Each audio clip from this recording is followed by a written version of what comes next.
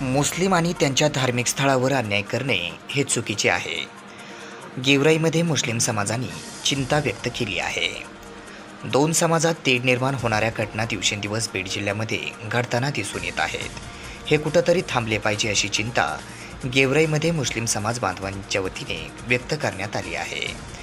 दोन समाजात तेढ निर्माण होणारे हिंदू आणि मुस्लिम अशा भेद करणाऱ्या घटना ही मोठी समस्या बीड जिल्ह्यामध्ये निर्माण होताना दिसून येत आहे. हे कुठंतरी थांबायला पाहिजे.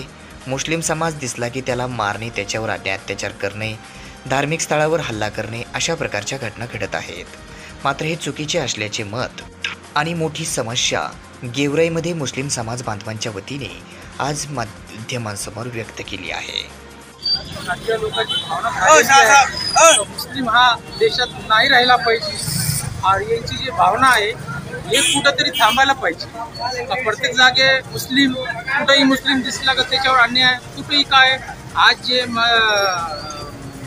अर्धा मुस्लिममध्ये जी दुर्घटना झालेली आहे ते मस्जिदमध्ये त्यांनी जे स्फोट केला त्या हरामखोराला कडे सक्त सजा त्याला भेटली पाहिजे. सर्व गेवराईकरांना आणि बीडकरांना आव्हान आहे की तुम्ही आजचा गुढीपाडवाचा सण आणि उद्याचाही पवित्र रमजान ईदचा सण आपण शांततेत पार पाडावा. परवा दिवशी नंतर ज्यावेळेस सगळं आपले सण संपतील त्यावेळेस आपण ह्या निंदनीय गोष्टीचं आपण पुन्हा एकदा रस्त्यावर उतरून त्याच्यासाठी आपल्याला हिंदू मुस्लिम एकतासाठी आपल्याला एकत्र येऊन याच्या सरकारकडून आपल्या या सगळ्या गोष्टीला आपण न्याय मागणार आहोत. हे गेवराई नाही, हे महाराष्ट्रामध्ये नाही, हे भारतामध्ये कुठेही अशा प्रकारच्या गोष्टी घडल्या नाही पाहिजेत. हे देश संविधानावरचा देश आहे. ह्या देशामध्ये कोणीही सगळ्या धर्मांना, सगळ्या जातीच्या लोकांना सरसमान न्याय आहे.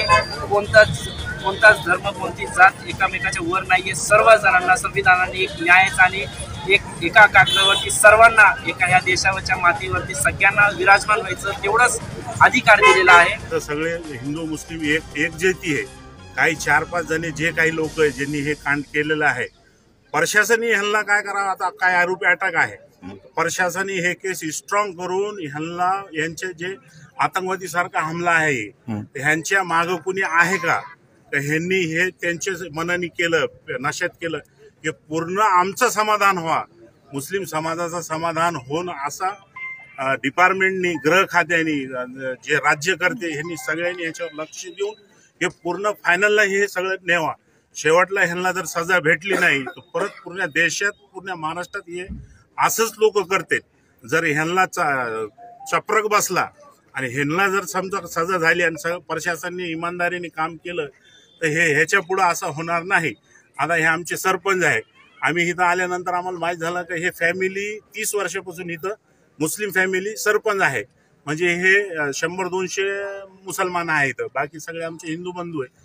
म्हणजे इथं हे लक्षात येतं की इथं का पूर्वपासून हिंदू मुस्लिम एक राहतात.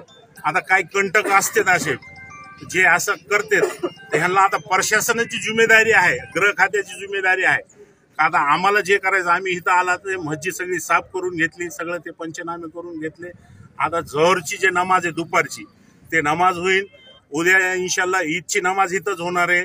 तर सगळं इथं कुणी आपावर लक्ष देऊन अशा प्रकारे दोन समाजात तेढ निर्माण होणाऱ्या घटना घडू नये अशी चिंता देखील मुस्लिम समाज बांधवांच्या वतीने व्यक्त करण्यात आली आहे. या संदर्भात प्रशासनाशी संपर्क केला असता मात्र सर्व प्रकरण शांत होईल, कोणीही अफवावर विश्वास ठेवू नये, कडक सजा करण्यात येईल असे देखील आश्वासन पोलीस विभागाने दिले आहे.